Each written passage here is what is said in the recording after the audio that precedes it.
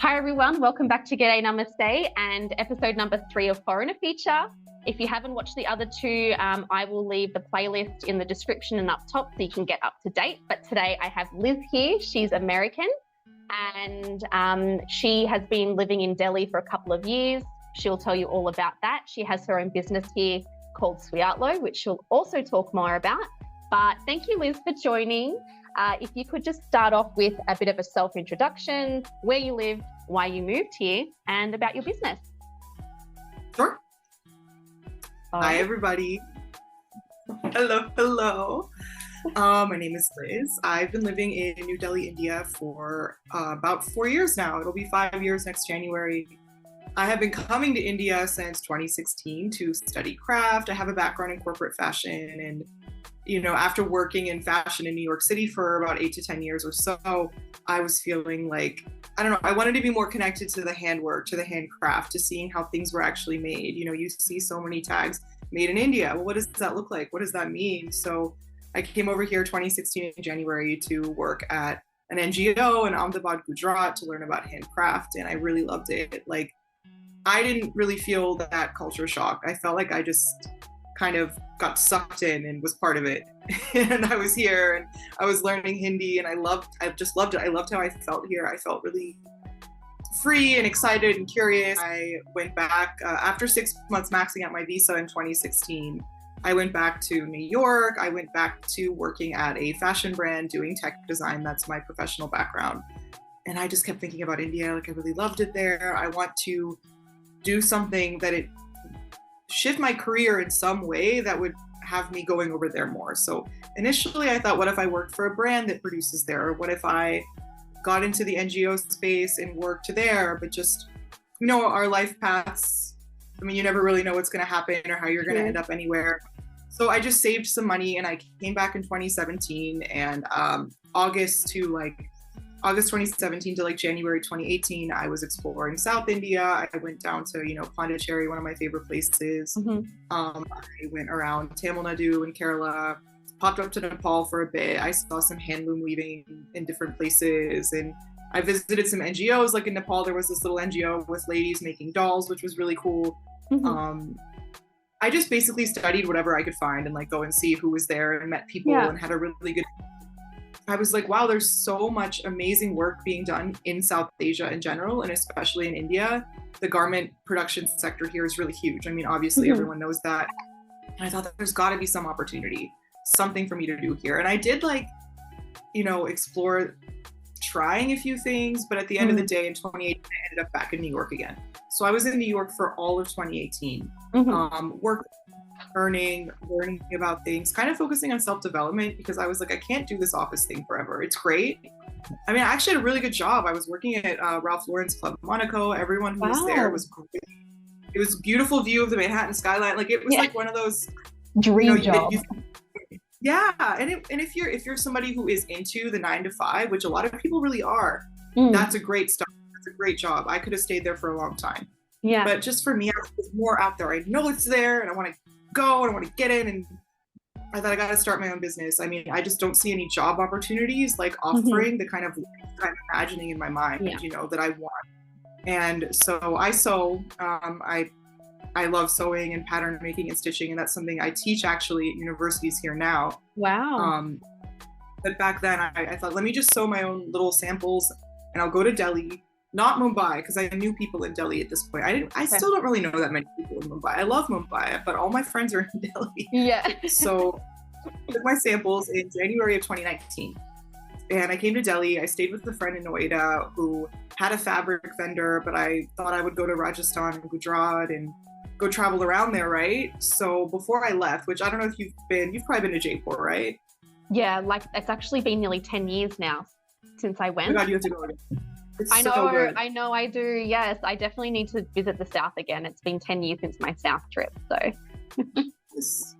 Oh my God. So I was about to go there to Jaipur and to Gujarat and all these places that are kind of deserty and villagey, because I was going out to textiles. I didn't have any plans to step out for nightlife. It was more like I was going for work. And I had been single for a while. I had been on Tinder for a while, right? So what I'm about to say involving Tinder, it works if you work it. For all the single people, you can't just pop on there and meet Mr. Charming Man. That's not how it works. A lot of like crazy people, a lot of ghosters, a lot of God probably knows who. catfishes too. Oh yeah, absolutely. People that like everybody knows what that is. That's not good. But yeah, all of 2018 dating. I had been swiping and meeting people, and it's an algorithm. It's just like Instagram. It gets to know what you like, and it starts to show you more of what you like. It starts to show other people more of what they like. And somehow, boom, it worked. I met Ashwat on Tinder in Delhi in January of 2019. That's my now husband. Oh my God. I love these stories. I get goosebumps. I do. Well, I hadn't like been planning to meet a husband here, although I was open to it, absolutely. I love India. Like I was open to it. But I thought, I'm going to go to the desert. Why don't I just like go, have a nice night, like meet somebody, have fun. And one of my rules on Tinder, and another advices that I have for those of folks who are out there looking, is I talk to someone first for a little while, and if it seems like they're cool and fun, then I think, okay, if the romantic spark isn't there, that's fine. I still want to meet somebody who is cool and fun, and maybe we'll still have a nice time. So that was working for me. Like even at the end of the year before, I actually have people from Tinder who are still my friends just because we vibed, just not in a romantic way. Yeah. So Ashwat was cool. He was also hot. He was also awesome and like just a good person. So as I was traveling around Bhuj and like Jaipur and Jodhpur and all that, we talked on the phone every night. Yeah. Just like I don't really talk on the phone to people anymore. So like it was really, we told each other so much about ourselves. We really got to know each other. When I came back to Delhi in February, I had been staying with a friend nearby, but I just slowly started like moving in with him. And then by March, we were engaged. We were at his friend's party and we were drunk, and I don't know who said what. We were like, let's just get married. All right, let's get married. Then we got married, and I got a job at this weird like place in east of Kailash. They were giving me a visa, and the money was pretty good. They were having me sell European chairs to architects. Okay. I don't have the chair background. I don't really know much about office spaces. It was a colonial situation where they wanted a white person to sell European. It's not because I'm white. I'd be able to push chairs that are selling for 3 lakh on architects who are buying chairs for 10K down the road. I really tried. I didn't sell a single chair.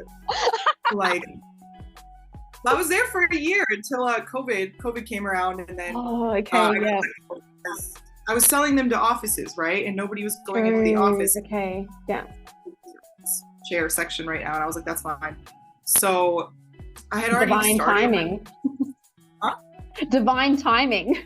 I know, it really was. It honestly really was. I'm so sick of that job. I mean, I feel bad, like, because there were some nice people who worked there. It's not anything against them. It was just an Indian company, and I don't know if you've ever worked for an Indian company. Your husband owns a business, so it doesn't work for a company. But they own you here. Like they say you get to leave at 6:30, but you get the side eye frowned upon if you leave at 6:30. Yeah, I have heard this. That's actually one of the main reasons why I didn't even really look for an Indian company once I got OCI. I did look for an Indian company, but a lot of like the English as a second language teaching jobs were offering like minimal, and I mean minimal. 1 hour of teaching a trial, 100 rupees. I was like, what? Like this cannot be real. But yeah, so then after a couple of like, interviews and like those kind of processes, I was like, I don't want to do this. And also I don't technically have a degree. I have like an advanced diploma in what I was studying in Australia, which is hospitality management, which is not technically a bachelor's. So a lot of the requirements for jobs here, you need a bachelor's degree. Doesn't matter what kind of bachelor's degree, but you need a bachelor's degree or like a minimum length of experience, like work experience in that field. So yeah, it kind of like really limited my choices, but I'm kind of glad because I'm really happy with the direction I'm going in now. But yeah, I have heard this about Indian work culture, what you're describing. Yeah, and it prompted you to build your life on your terms, right? Yes, exactly. Yeah.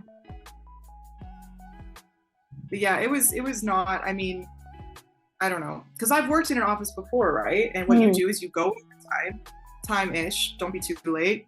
do your work, and if your work is done, you can, but that's not how it works here. People around in the afternoon would be sipping chai and doing nothing. And then the boss man comes in around 5, and all of a sudden everyone's working till 8. And I'm like, no, man, I'm leaving at 6. Like you told me I could. Yeah.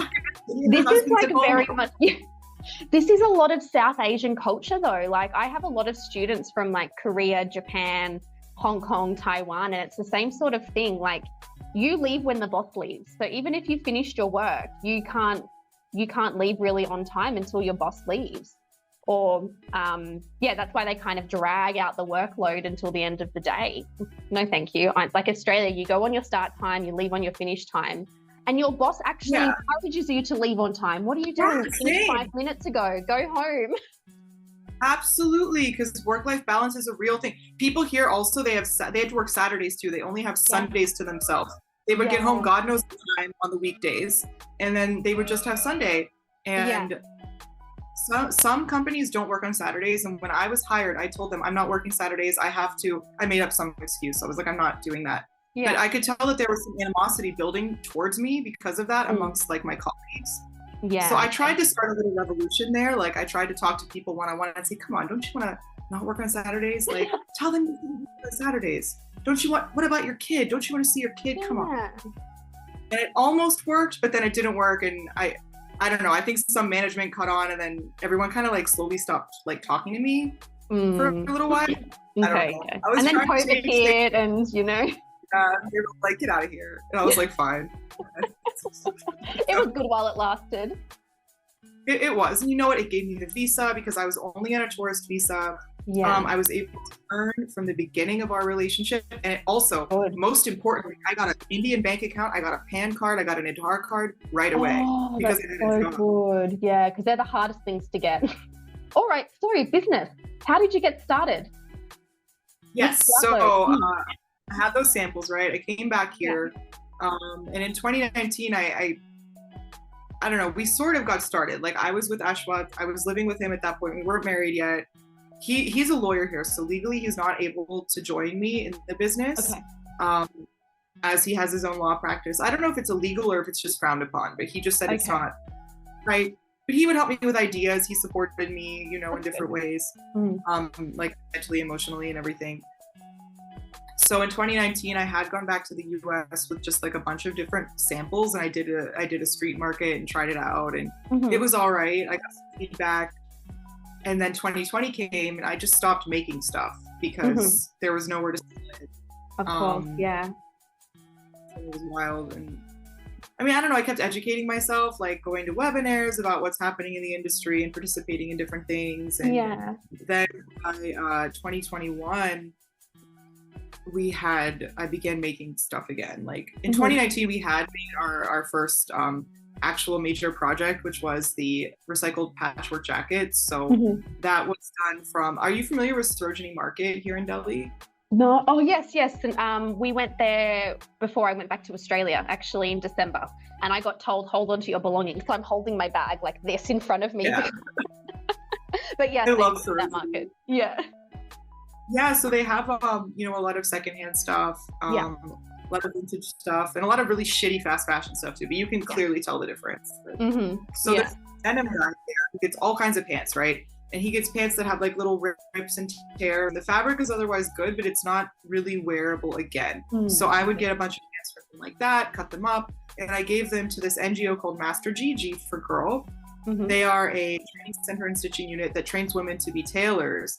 There's a lot of women here in India, like they're only sewing or doing handwork, but they're never trained to do the top level positions. That's usually held by a man. Yeah. And so training women to do those things. So they stitched these really beautiful patchwork wrap jackets for me. They did really well.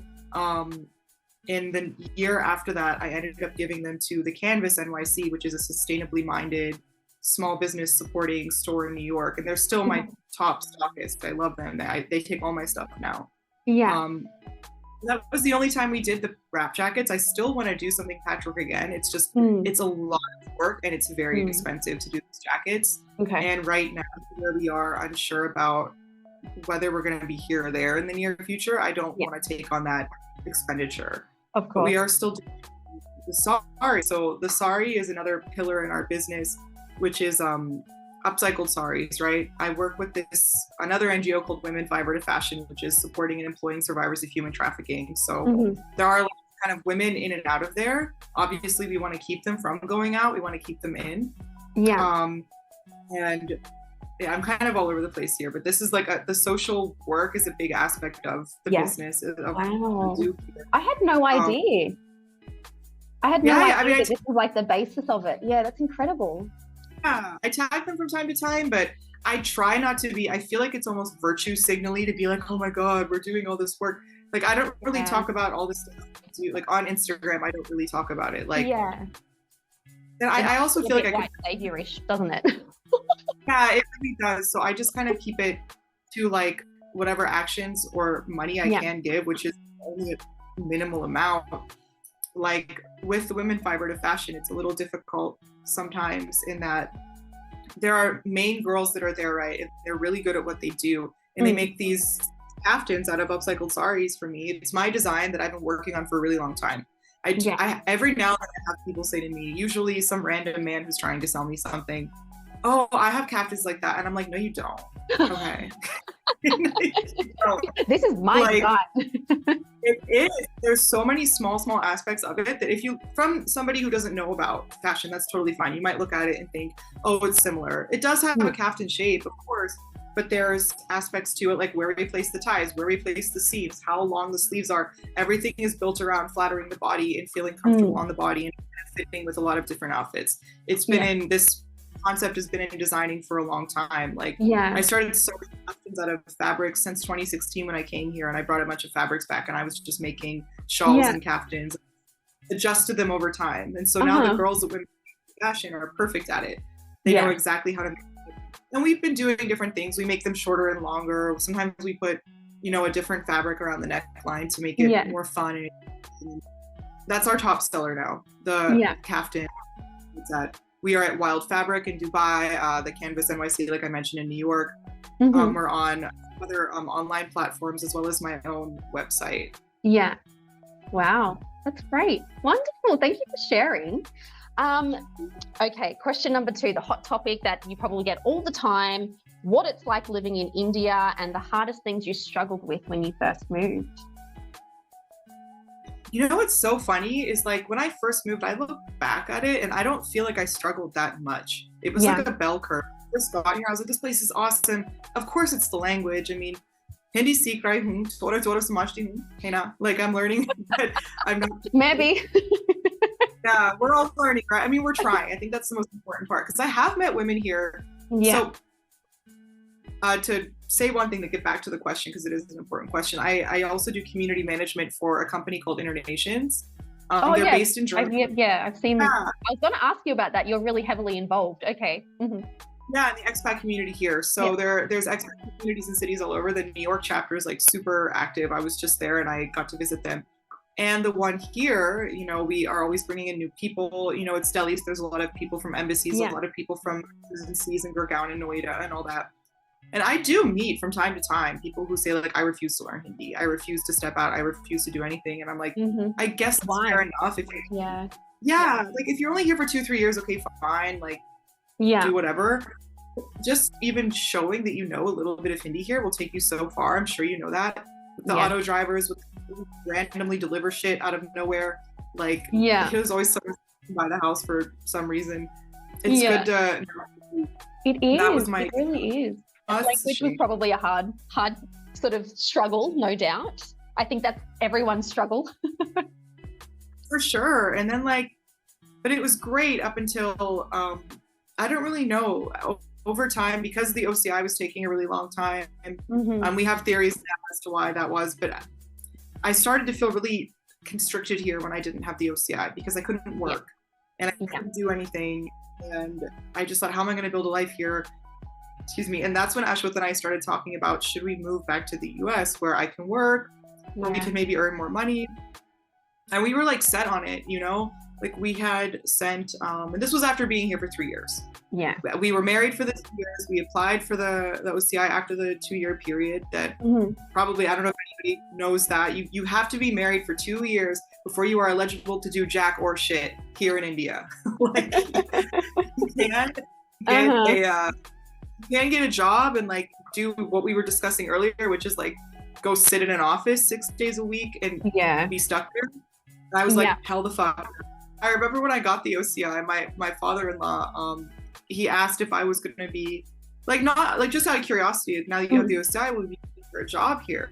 And I was like, definitely, I am looking to expand my teaching. I'm looking to bring my clothes and sell here, but no way am I taking an office job. Like, I like my life. I like that, you know, I can choose what to do. Yes. I also do, you know, production management as fashion production and tech design was something I was doing in corporate before I came here. So I have a client. I have a few clients, but my main client is has a factory in Tublakabad, and I go there and I help them with various things. I do project management with graphic designers. I check samples. I make sure that stitching is done correctly, all of that sort of thing. And I love that work. But if I took on a full job, I couldn't do that anymore. And exactly. So like, like I'm not gonna give it up. So yeah. I think in that 2-year period where you're not allowed to work, it really forces you to do a lot of soul searching and discovery about yourself. And like, I know that I went through that experience. I know a lot of people who went through that experience, and you kind of discover things about yourself that you didn't know. I mean, I was diagnosed with personality disorder during this time, but at the same time, I did like self-discovery. I discovered what I'm doing now. I found a whole new passion. And I know so many other people who kind of discovered new things about themselves and, you know, new careers and everything. And if there's one blessing that comes out of that 2 years that you're not allowed to work and the processing time for the visa, it's really just discovering new things about yourself. Absolutely. I mean, I started thinking like, what work can I do, you know, that doesn't involve like, I mean, I don't want to say illicit work. It's not illicit work, but like what kind of, basically working for yourself, right? What kind of work can you do to earn? It doesn't involve, you know, having to go to an office or working for someone. Working for yourself sort of thing. Yeah, because I do have, you know, clients. Technically, I do work for them, but we have schedules we work around, you know? I don't have to just sit around in an office every day, even if there's no work. If there's no work, I can do something else. They don't call me. If there is work, they're usually I go. And I'm also teaching. I was just in Ahmedabad at UID. I was teaching, it was just a 1-day workshop on fashion careers and that sort of thing. I have taught them before. I'll be in Coimbatore next month, which I'm really excited about, teaching a tech design workshop. Is that south? And I like that. Is that in the south, Coimbatore? Yes, it's in Tamil Nadu, and it's my first south teaching because I've always, Mumbai is as far south as Instituto Americano. But I've not taught in the South before. It's my first time, and I'm so excited. I'm hoping to see, you know, that big Shiva statue, the Isha? Yes. Yeah, so I'm hoping to see that while I'm down there because it's close by. So I'm really excited about it. Oh, good. Oh, wonderful. All right. So, anything that you still struggle with now about living here? I know you've just come back from the States. You've kind of had that refresh trip, which is really important for foreigners living here. You need to have that trip to refresh yourself because India is chaotic and you need to be able to get grounded and refresh. So anything you still struggle with now? So I had sort of mentioned before, like when I first got here, I didn't feel that challenged. I felt so excited. I'm finally here. For a while, I wanted to be here and I was really excited. And I had met this amazing man who, like, after a whole year of dating and kind of meeting nice people, but nothing, I was starting to think that maybe like partnership just wasn't for me because I wasn't meeting anybody that was compatible. And then Ashwath was amazing and awesome. And I just was like so excited to be here with him and, you know, exploring different things and learning about Delhi. And then I did start to miss home and I did start to feel a little sad to have left New York because I had a really fun life over there. Like I'd work at Club Monaco. Then I'd go to all these yoga classes. There was such a nice spiritual community there. I would meet my friends. We used to have women's circles. We would like have tea and meditate. And I still really haven't found like that kind of thing here, although I think I'm building it with the group that I have. But the challenges I came to find before I left, yeah, because as I had mentioned to you, like, and I'm sure a lot of other people feel this way here, I felt really frustrated and upset and not comfortable here before I went to the US earlier this year. I don't know what it was. It was an amalgamation of a lot of things. Like where I work in Tughlaqabad, it's really crazy. Are we frozen here? I think it just unfroze. Okay, yeah, there you are. So where I work in Tughlaqabad, it's really crazy, and I have trouble kind of navigating around there sometimes. Like it's a very congested industrial area, which is, you know, kind of, I guess, was difficult to navigate through. And the noise and the craziness. I actually still get a little nauseous in the traffic here because it's like 40 minutes to an hour of stop, go, stop, go, stop, go, stop, go. And after a while, I start to feel a little sick. Sometimes I get in cabs and I do just lay down in the back seat. I don't even care. Like, I need to. I don't know what it was. And I think I was still having that hangover of feeling really sad about the OCI. Like, there was a point where I didn't actually think I was going to get it. And I was feeling rejected by India that I had loved so much for so long, like wouldn't let me live here, which is so silly because it's not personal. This is just the process that everybody has to go through. And I was really thinking we were going to move back to the US. Like Ashwath and I were thinking we were going to move. And I went to the US and it financially drained me dry. I didn't really feel like when I first got there, I was happy. I saw my friends, I saw my family. I thought, wow, I really miss this. But then, like, I mean, I tell people this story to kind of illustrate. I went to lunch with one of my friends, a very normal lunch at a very normal sports bar, like nowhere fancy, for a veggie burger and a coffee. It was $30. And I was just like, I don't know if we can have like the kind of lifestyle I have here in Delhi. I go to normal restaurants. I meet my friends. I step out. I take cabs. Like, I don't really worry about those small things so much. Whereas in the US, every time someone asked to meet me, I'd be like, okay, what's the cheapest place we can possibly go to? Because even that's going to be $15. Yeah, you know, I had the same experiences actually, because this was your first trip after 3.5 years, wasn't it? Oh no, I've been back and forth. Oh, that's another thing. I had been just last year. I had an awesome summer. I went back there for 2 years last year.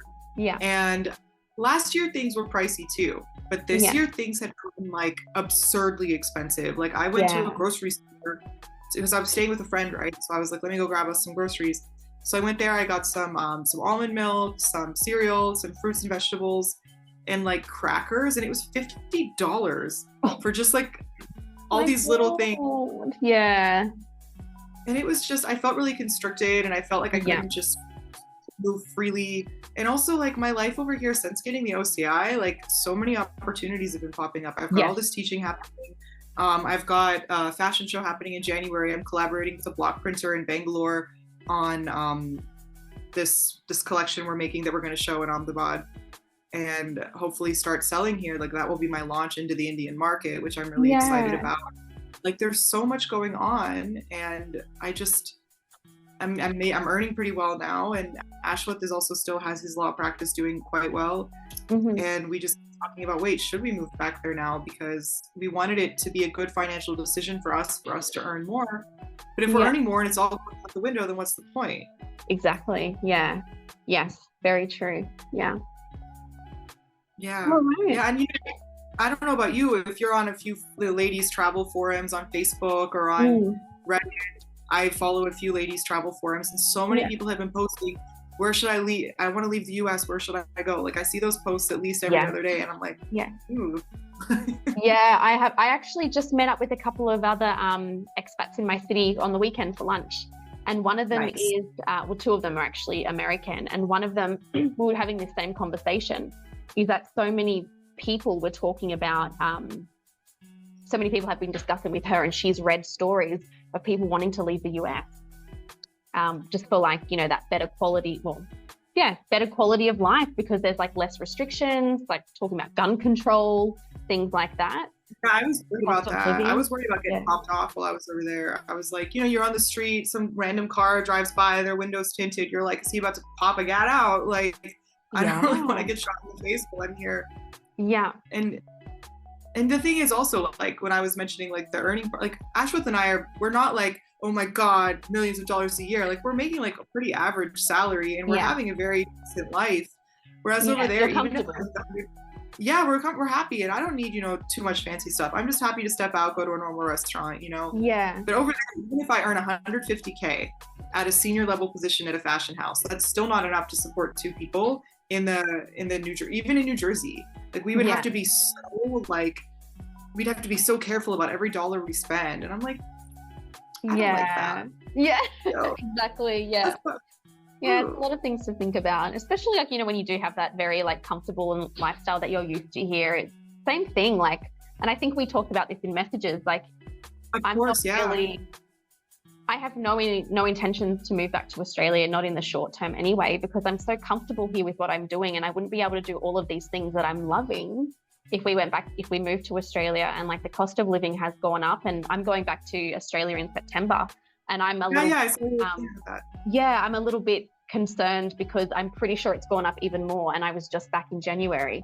So kind of interested to see how that will go in September. But I'm working properly now, whereas when I went back last time, I wasn't even working full time. I just got my OCI, so I was building up like my teaching, so I didn't really have that much money. But this time I'm like working full time, so it will be a lot easier, I think. But last time, like you said, when someone asked to catch up, I'd be thinking, oh God, like, do I even have the money to do that? Yeah.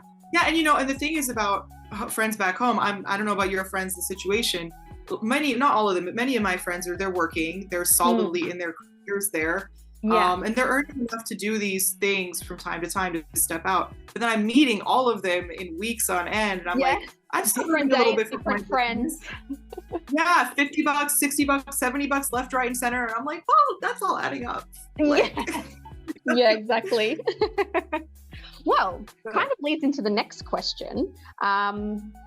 What do you love about India? Oh my gosh.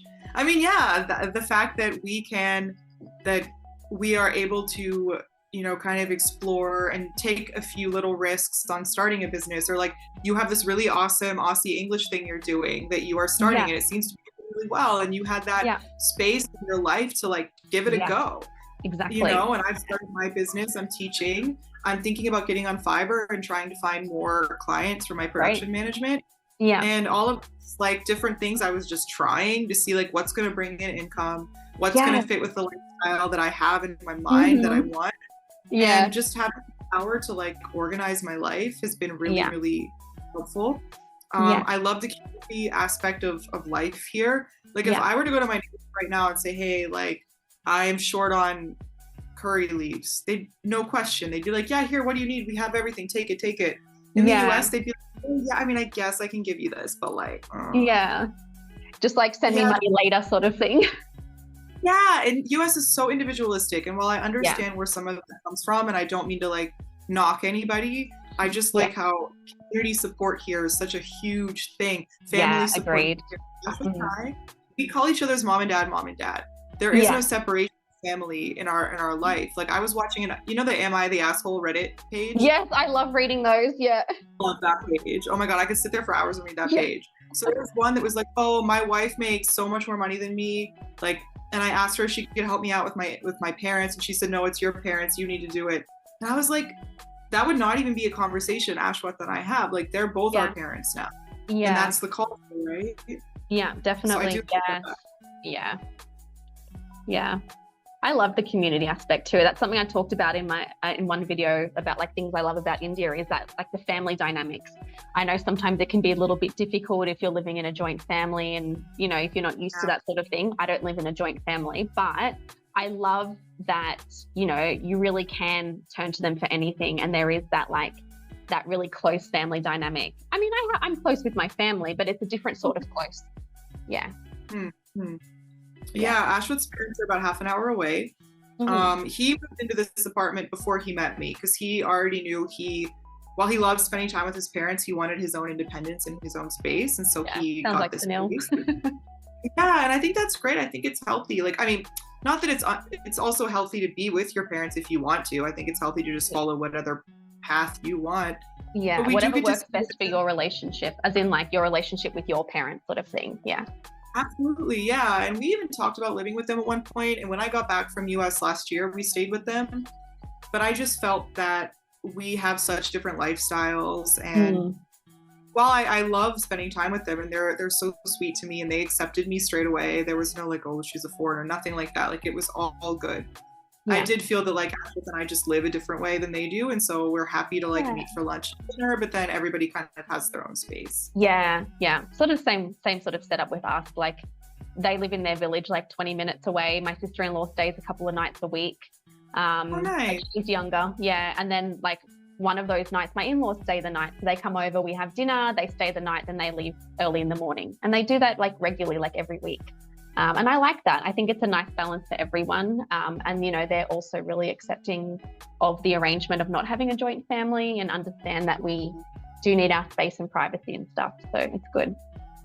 Of course, yeah, and we're really lucky. I mean, I'm sure we've both heard stories about the in-laws just not accepting, yes, you know, all the terrible things that happen to people. And like my in-laws, I try not to, you know, comment on it too much. Like, I don't want to be the person that's like, well, my in-laws are the best, because they really are. Like, I'm so lucky.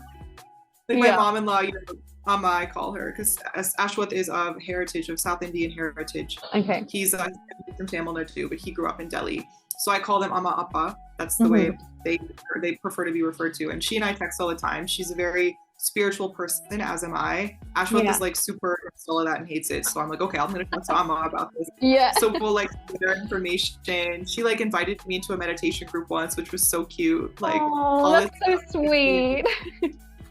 Yeah. Oh, that's nice. Yeah, it's really lucky. What do you miss about home?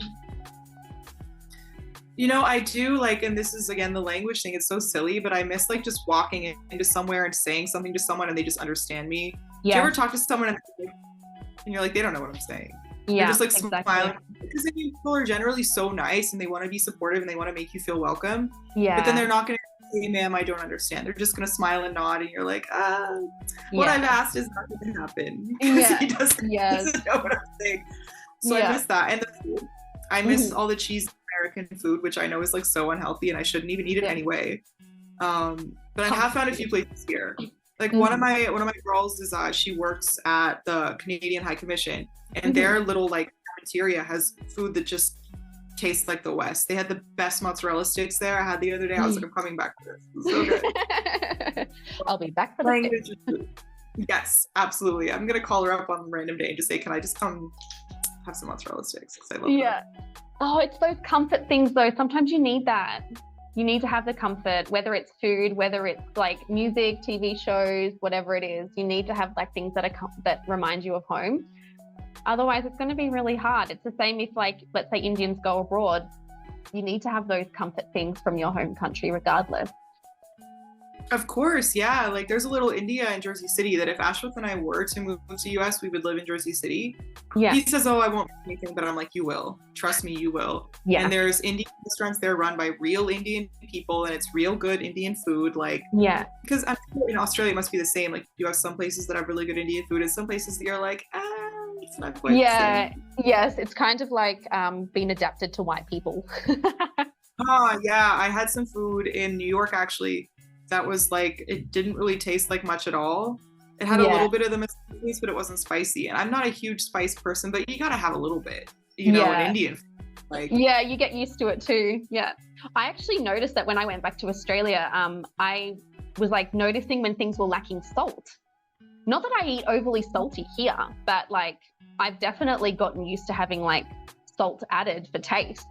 So yeah, I was like always adding extra salt onto everything. That is an Indian thing to have extra salt, isn't it? Because when I first started cooking for Ashworth, he'd be like, where's the salt? You didn't put any salt. But I would have put salt. That's just not as much salt as he was used to. Yeah, I think so. Because now sometimes I actually put too much salt in. It's always like hit and miss. So I try and put a little bit less so you can always add extra. Because it's hard when you like stuff it up with too much salt. Yeah, that's true. And then if you have too much, you can't really go back. You're kind of screwed. It's just too salty. Exactly. Yeah. All right. Any advice for people wanting to move to here, short or long term? Yeah, absolutely. I mean, if you want to do it, you do not need a husband to do it. It's because, you know, some people want one, they don't need one, or some people really don't want one, which I can also understand that, wanting to stay single. So I have a lot of friends here who are living on the business visa. I have a friend who, because, you know, I think that that's the first thing I start off with is visa, is that you have to think about how are you going to stay here? Because you can't just show up here. I know someone who came here on a tourist visa and they're having trouble with that now.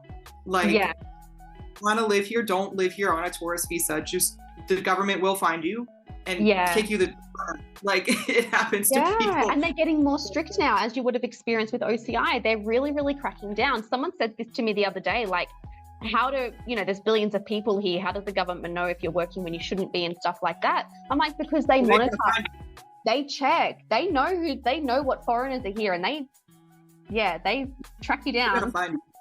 They went during the OCI process. So I had the business only selling in the US, only operating in the US. But they found it and they printed out every page of my website and they had it in a folder. And that's why I thought I wasn't going to get the OCI, because I thought they were going to kick me out due to operating a business in the US. Also, at that time, was not making very much money. I'm pretty sure I was losing money on it. So I was like, this is stupid. Nothing here makes sense. But anyway, advice. Visa is important. Get your visa ducks in a good row. Like, I know one person who is a blogger here who has been like my inspiration for this. She has stuck everything by the law. She now has like a paper resident visa. She's a resident of India. She has a bank account. She's done it all right. It's taken her time and she's had to invest money in it, but she's like good to go now. She lives here on her own. And I get a lawyer. My husband, he'll give you a good deal. Call me up. You need a lawyer. He will do that. He's found a whole new niche in helping people with businesses through being with me. Sending people, like the one I told you about earlier, the one who's got all her ducks in a row, he's done a lot of legal work for her. And she's great. I know, and I have another blogger friend who's been here on an e-visa. She's living here, she's earning, she's got her blog, she's perfectly fine with the government. Just get yourself registered in a way that is appropriate for the government. And you don't need full-on crazy profitable business like this friend. The first friend is profitable, she's been at it for a while. Second friend is new, she just has her website and a business card, and you only need that also. I think you sometimes need an invitation from an Indian, but I've heard people applied without it. Like, there's a yoga teacher I know who came here on an e-visa to teach yoga, and she got applied, she got accepted. She's here teaching yoga, taking cash for it, totally legal.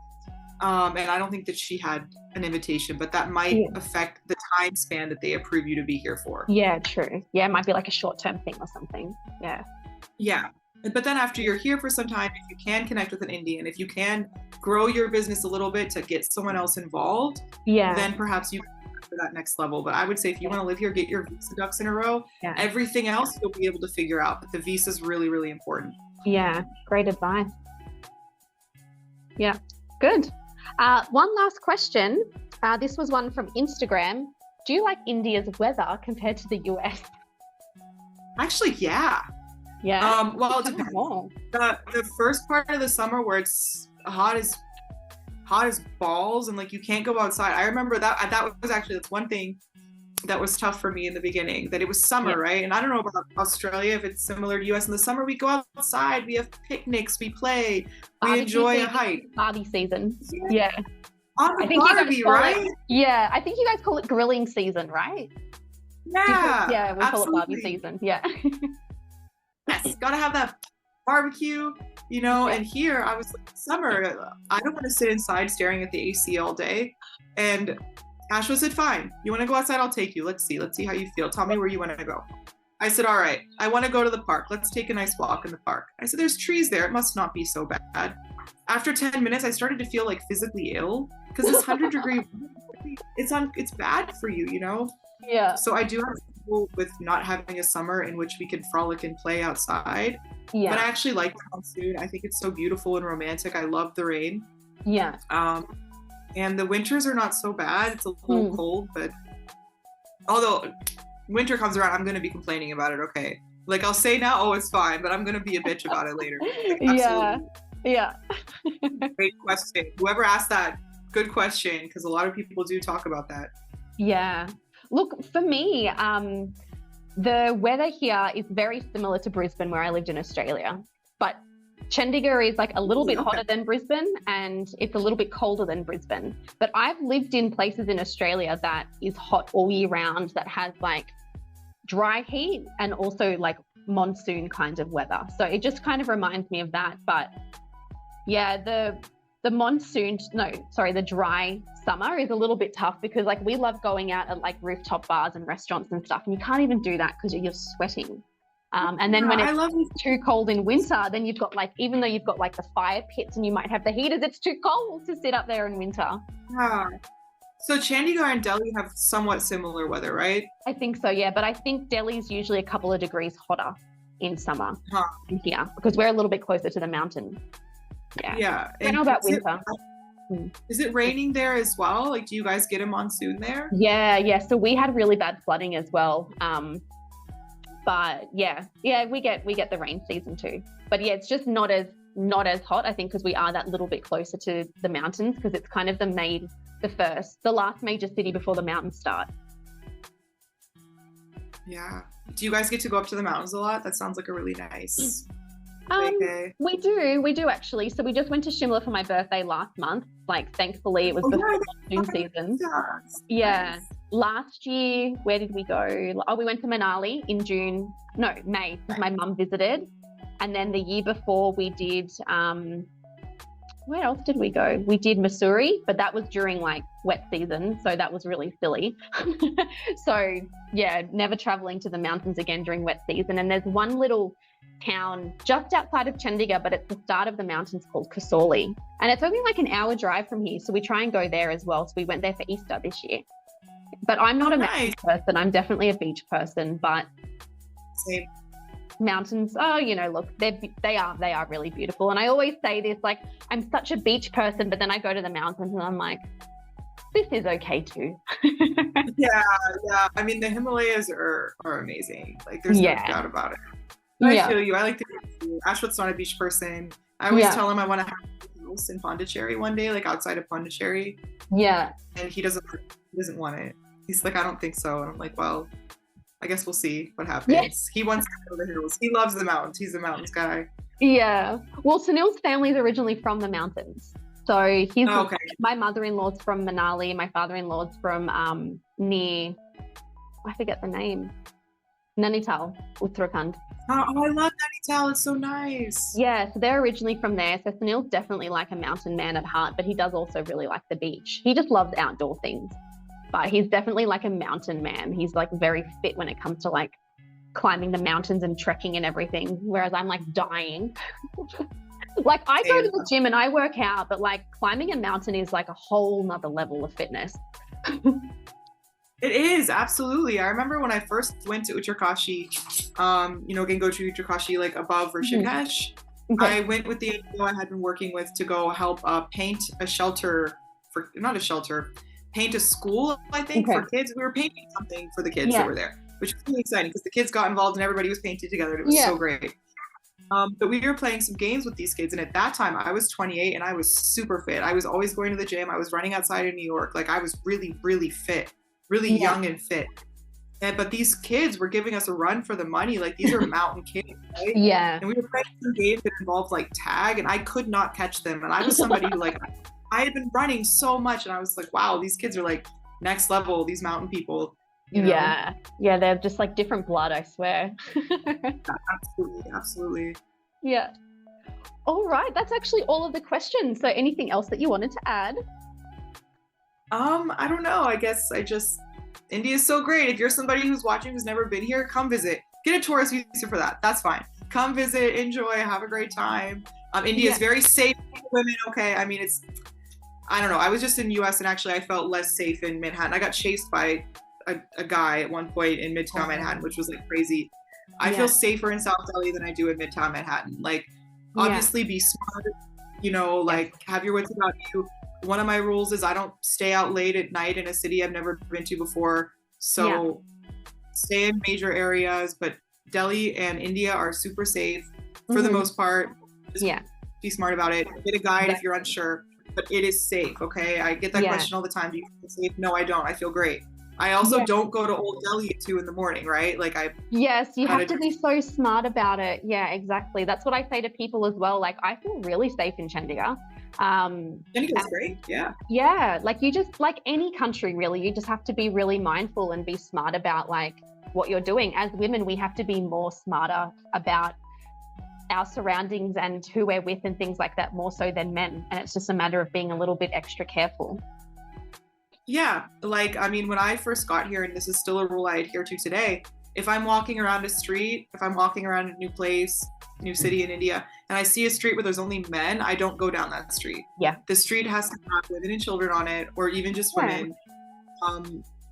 You use your senses, you know. And again, Yeah. if you feel like Women have very good gut instincts. absolutely, like I've seen Yeah. places where I'm like, I'm not going to walk there, or if it's too dark and it's a little late, I'm not going to walk there, or Yeah. if it's a city I'm not comfortable at all, I will ask around and I'll find a guide to take Yeah. me. You know, Yeah. every other person in every Indian city is a guide. Like you'll find one. True. Yeah. All right. Well, thank you so much for coming today. It's been great. Thank you for having me. This has been so fun. It's finally like talk to you in person. I know. Yes, it's great. I'm gonna tell you sometime. It'll be fun. Yes, sounds good. I really want to go to some of these internations events because I don't have anything here in Chandigarh for that. But I actually recommend internations to all of my students moving to Australia because I think it's a really, really great initiative. But unfortunately, nothing in Chandigarh yet. Not yet. Well, if you want to be an ambassador, let me know. I can recommend you. You can start the internations if you want. Yeah, maybe. I mean, I'm already taking on too many things at the moment, so let's see. I feel you. I feel like there's always something next to do, and you're like, yes, that also. And all of a sudden, you're doing 17 things somehow. I know. It sums up my life right now. I All feel right. you. Thank you so much. Thank you.